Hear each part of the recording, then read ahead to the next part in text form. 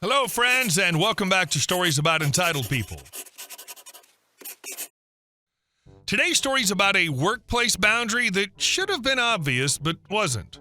A man wears a ring simply because he likes it, keeps his work life strictly professional, and minds his own business. That should have been the end of it. Instead, a coworker decided to invent a personal narrative around him, took offense to assumptions she made herself, and pushed things far enough that HR had to step in. But before we begin, best way to support our channel is to leave comments, like, and subscribe with the turned-on bell so you don't miss the new video every single day. Here we go. I wear a ring. A coworker took it upon herself to investigate my personal life. It didn't end well for her. I'm a guy. Before I started at my current job, I bought a ring that I really liked. It wasn't expensive, sentimental, or symbolic of anything major.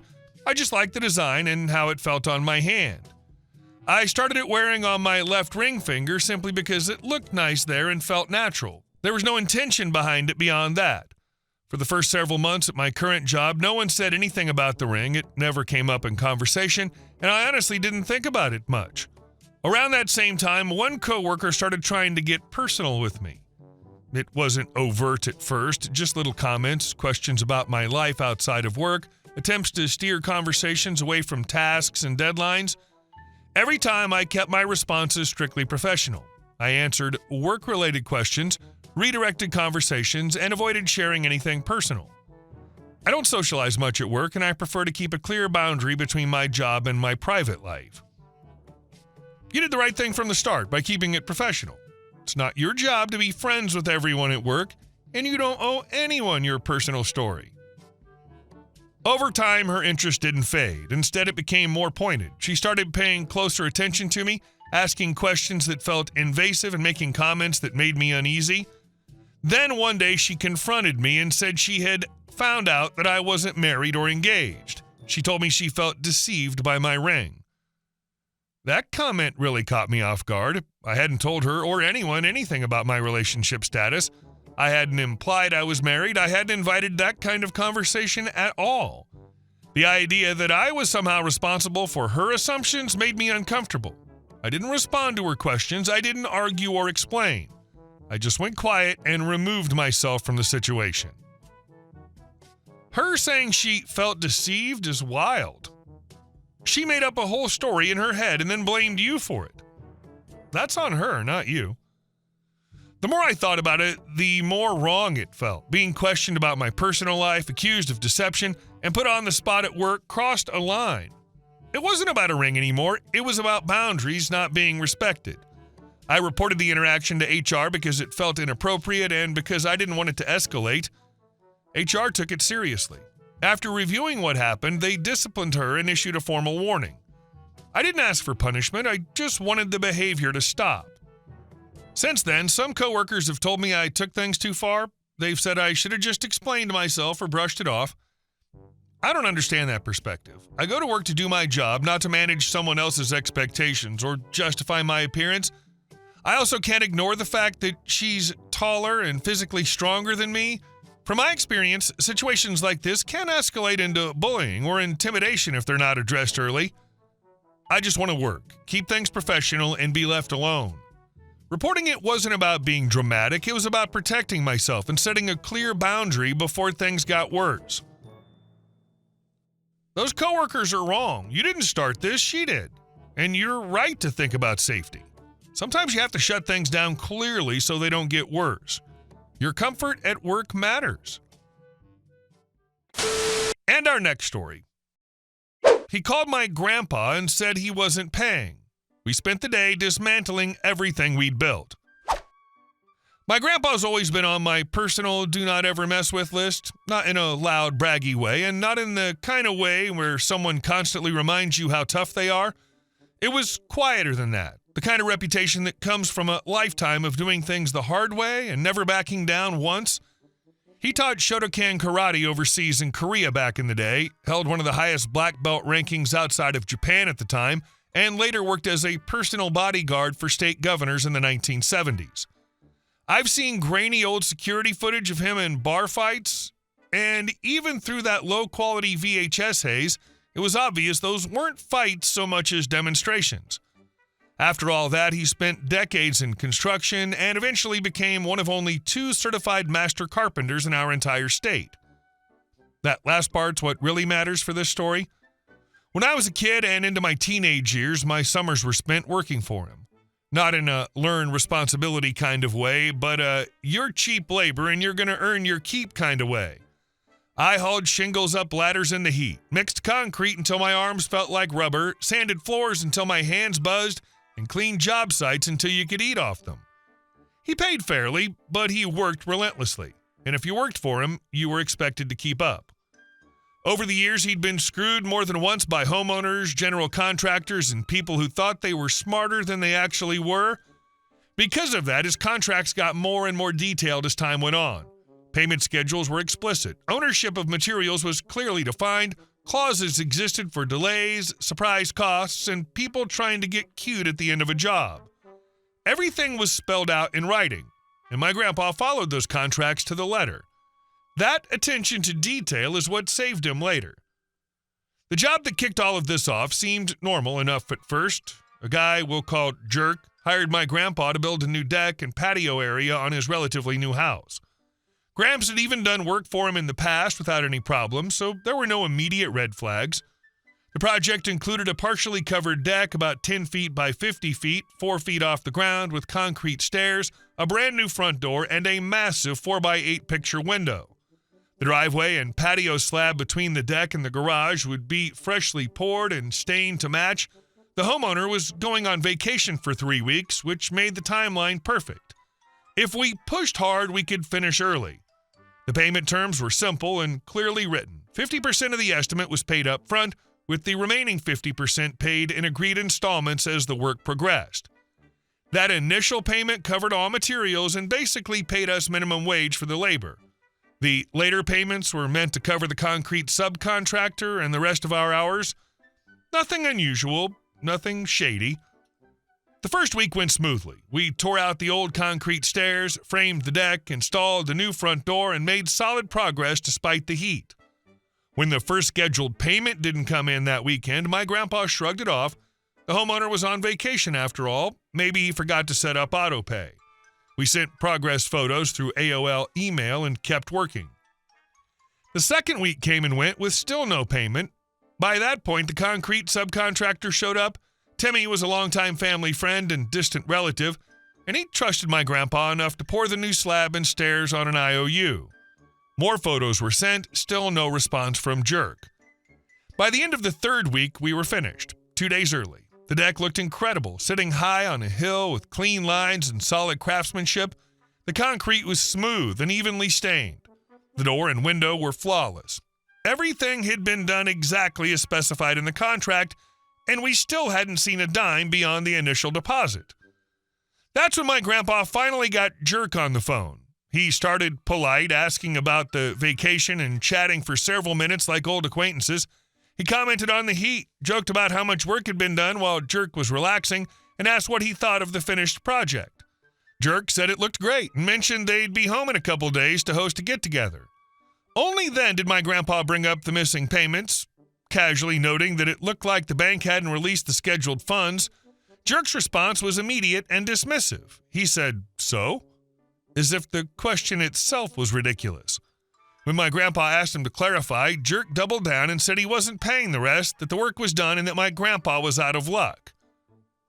There was a brief pause on the line before my grandpa calmly replied, "I understand," and hung up. He looked at me, completely composed, rolled up his sleeves, and said, "Well, let's get to work." Then, almost as an afterthought, he added, "And call Timmy." That was the moment I knew something irreversible was about to happen. You can tell the grandpa was the real deal because he didn't even get mad. When the guy said he wouldn't pay, he just said, "I understand," and got to work. That's way scarier than yelling. The thing about construction that most people don't understand is that tearing something apart is always faster than building it. You can spend weeks measuring, leveling, framing, checking, rechecking, and fastening everything together just right. But taking it apart? That can be done in hours if you know what you're doing. My grandpa knew that very well, and more importantly, he knew exactly what the contract allowed him to do. Jerk had conveniently left his large garage unlocked for us while he was gone, since my grandpa had built that garage years earlier, and the homeowner trusted him enough to store equipment there during the job. That garage would end up becoming the staging area for everything that followed. We started with the easiest pieces first. The brand new front door was carefully removed from its frame intact and carried straight into the garage. No damage, no scratches, no shortcuts. The massive picture window came next. It was lifted out cleanly and set on padded supports on top of the growing stack of materials. Everything was done slowly, methodically, and with the same care we'd used when installing it. My grandpa was meticulous even when undoing his own work. Then came the deck. Every single board came up. Railings were disassembled. Support beams were removed. Posts that had been sunk 36 inches into the ground took a little more effort, but a combination of shovels, leverage, and eventually a 4x4 truck made quick work of them. One by one, those posts came free and joined the pile in the garage. What had taken days to build vanished piece by piece in a single afternoon. Timmy, the concrete subcontractor, was understandably furious when he showed up. He hadn't been paid either, and the stain and finishing work he'd done was not cheap. But once my grandpa explained exactly what Jerk had said on the phone, Timmy didn't hesitate. He helped us figure out how to undo as much of his work as possible without technically damaging anything that hadn't already been paid for. The concrete stairs, while heavy, were still movable. With enough muscle and leverage, they were slid back across the driveway and repositioned out of the way. The stain on the new slab didn't survive a heavy bleach wash, which stripped it back down to bare concrete. Unfortunately, during all the movement and stress, a few chips appeared, and someone, no one ever admitted who, took the time to cut clean seams all the way through the slab with a diamond saw. That ensured the concrete would settle unevenly over time. Tragic, really. By the end of the day, the house looked like a construction site frozen halfway through demolition. The front of the home was wide open to the elements, the deck was gone, the patio was stripped and scarred, but everything Jerk had actually paid for was neatly stacked inside his garage, exactly where it belonged. Even the tools he'd technically paid for as part of the materials budget were left behind. My grandpa was nothing if not precise. Before leaving, we locked the front door carefully, not out of kindness, but because security mattered, and we didn't want him claiming negligence later. Every move was deliberate. This part is so smart. They took back what wasn't paid for, and they put it all in the guy's own garage. They followed their own rules perfectly, so he couldn't call the cops on them. It was all legal, which made it even better. 2 days later, Jerk came home. It had rained while he was gone, and with the missing window and door, his air conditioning had been running nonstop, trying and failing to regulate the indoor temperature. The house was damp, drafty, and clearly distressed. He lost his mind. Phone calls came in rapid succession, full of threats about lawsuits, police involvement, and ruining our lives. My grandpa laughed through most of it. What Jerk didn't know was that a close relative of ours was the assistant chief of police in that small town. Even if the cops had been called, which they eventually were, nothing would have happened. We'd done exactly what the contract allowed. No more, no less. The materials were his. The labor beyond the initial deposit was not. The threats fizzled out quickly when lawyers started asking questions. There was no theft, no vandalism, no breach. Everything was documented. Jerk blustered and raged, but there was nothing he could actually do. The law wasn't on his side, and neither was the local construction community. Word travels fast in small towns. No one in the local union would touch the job after that. My grandpa and Timmy were both highly respected, and no contractor wanted to get on their bad side by bailing out a homeowner who'd tried to screw them. Eventually, someone from out of town took the work. They fixed the problems poorly, cut corners, and left the place worse than before. Exactly the kind of outcome Jerk deserved. Standing there afterward, looking at the empty front of that house, I realized something important. My grandpa hadn't raised his voice. He hadn't threatened anyone. He hadn't done anything illegal or dramatic. He simply followed the rules better than the person who thought they could cheat him. And that, I learned, is the most devastating kind of revenge there is.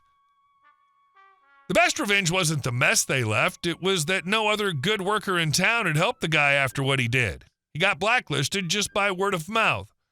In the end, he had to hire someone who did a bad job, which is what he deserved.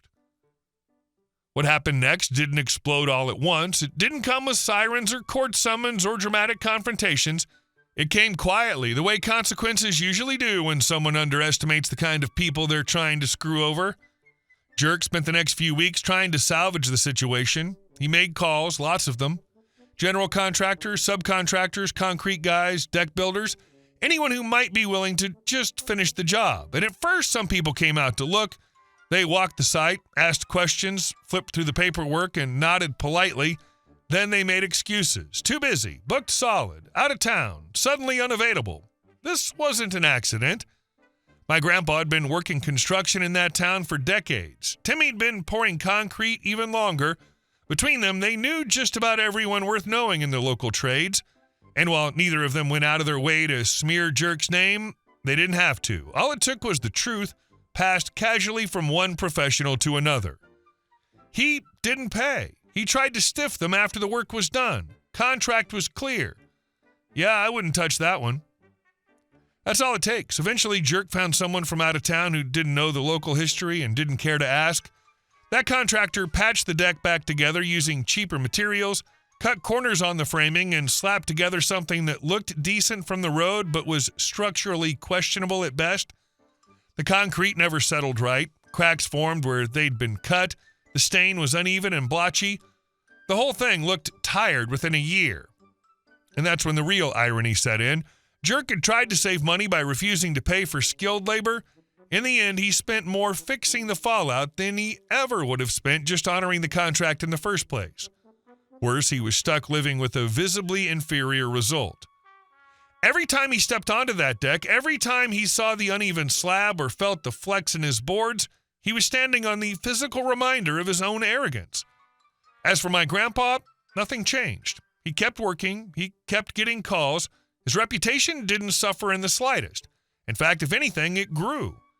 People respected that he didn't yell, didn't threaten, didn't panic. He simply enforced the agreement exactly as written and let the other guy hang himself with his own words. That lesson stuck with me. For years afterward, whenever I worked with him during the summers, I'd notice how carefully he explained contracts to clients, how specific every clause was, how calm he remained even when someone pushed or postured. He never assumed bad intent, but he was always prepared for it. And when someone crossed the line, he didn't get emotional. He got precise. That's the part people miss. Revenge doesn't have to be loud. It doesn't have to be dramatic. It doesn't require violence or threats or raised voices. Sometimes the most brutal revenge is letting someone experience the full, unfiltered consequences of their own decisions while you stand there calmly having done everything right. Jerk never sued, never called the police again, never got a dime back.